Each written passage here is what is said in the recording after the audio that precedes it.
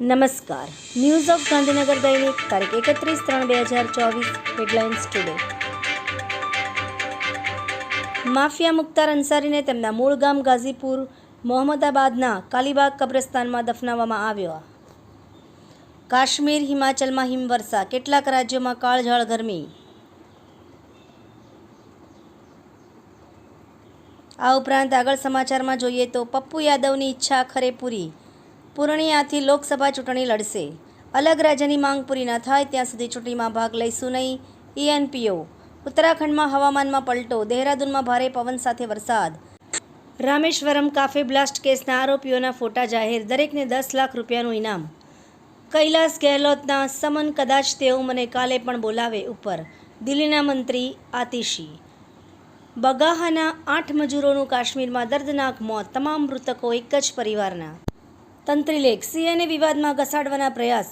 શ્રી કરુણા foundation trust animal helpline દ્વારા અહમ યુવા સેવા ગ્રુપના સત્વરે રાષ્ટ્રસંત પરમસિંહ ગુરુદેવ પૂજ્ય નમ્રમુનિ મહારાજ સાહેબના આશીર્વાદથી પક્ષીઓના માળા, પીવાના પાણીના કુંડા, રામપાતર અને ગાયો, નાના પશુઓની પાણી પીવાની કુંડીનું નિઃશુલ્ક વિતરણ શરૂ.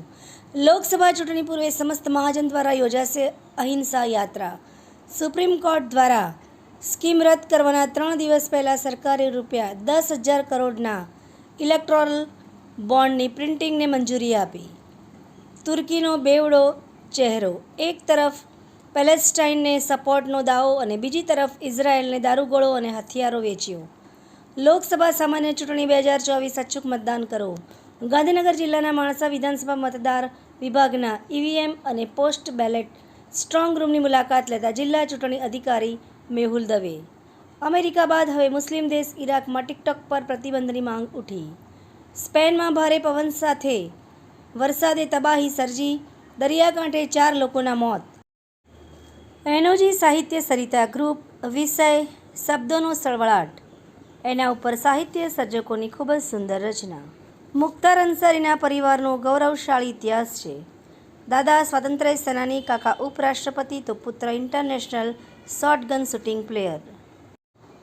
મહેસાણાના તાવડિયા વિસ્તારના બુટલેગર ભીખાનો દારૂનો અડ્ડો કોની મહેરબાની અને હપ્તે ધમધમે છે. રાધનપુર સાંતલપુર પંથકના ચોરાડ વિસ્તારના કોંગ્રેસના અગ્રણીઓ પોતાના સમર્થકો સાથે ભાજપમાં જોડાયા. આ ઉપરાંત મકાન નહીં તો વોટ નહીં, મહેસાણા સાબરકાંઠાના 2 ગ્રામ્યજનો ચૂંટણી બહિષ્કાર.